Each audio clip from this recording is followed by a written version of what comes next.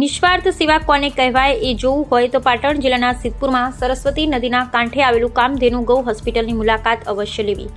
પવિત્ર નગરી સિદ્ધપુરમાં સરસ્વતી નદીના કાંઠે આવેલી આ છે કામધેનુ ગૌ હોસ્પિટલ કે જ્યાં સિદ્ધપુર તાલુકાના ગામો, સિદ્ધપુર શહેર અને ઊંઝા તાલુકા આજુબાજુ બીમાર ગાયોને આ હોસ્પિટલમાં લાવવામાં આવે છે। તેમની દવાઓ ઉપરાંત ઓપરેશન કરવામાં આવે છે। સાથે સાથે કોઈ કોલ કરી આ હોસ્પિટલને જાણ કરે તો એમની એમ્બ્યુલન્સ સ્થળ પર પહોંચી અવિરતપણે સેવા કરવા 24 કલાક તત્પર હોય છે। આ ગૌ હોસ્પિટલમાં હાલમાં 131 ગૌમાતાઓ હયાત છે।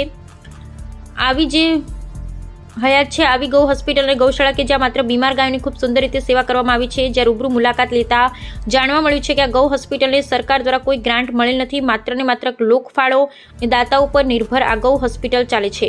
આ ગૌ હોસ્પિટલનો માસિક ખર્ચ આશરે 7 થી 8 લાખ રૂપિયા થાય છે તેવું આ ગૌ હોસ્પિટલના મુખ્ય સંચાલક શ્રી ડીટી ઝાલા દ્વારા મળ્યું છે।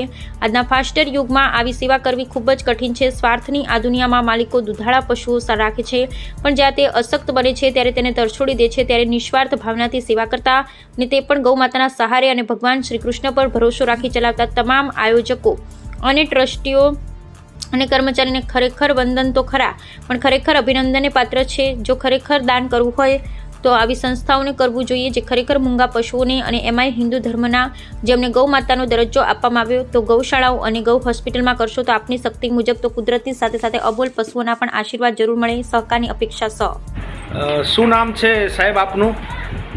મારું નામ ડીટી ઝાલા, કામધેનુ ગૌ હોસ્પિટલ પ્રમુખ। આ ગૌશાળા કેટલા ટાઈમથી ચાલે છે?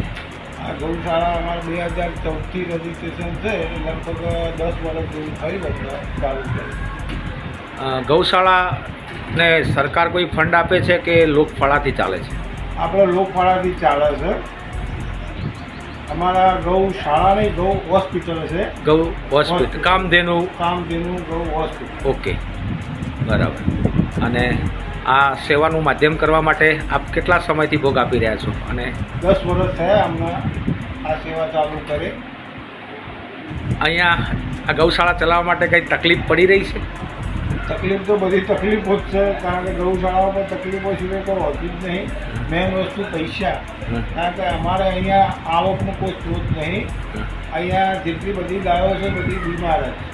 અમે ચા પીવા પણ દૂધ બહારથી લાવીએ, દર મહિને અહીંયા 5-6 લાખ રૂપિયા ખર્ચો પડે છે। એ ટોટલ અમે લોકફાળોથી જ લાવીએ।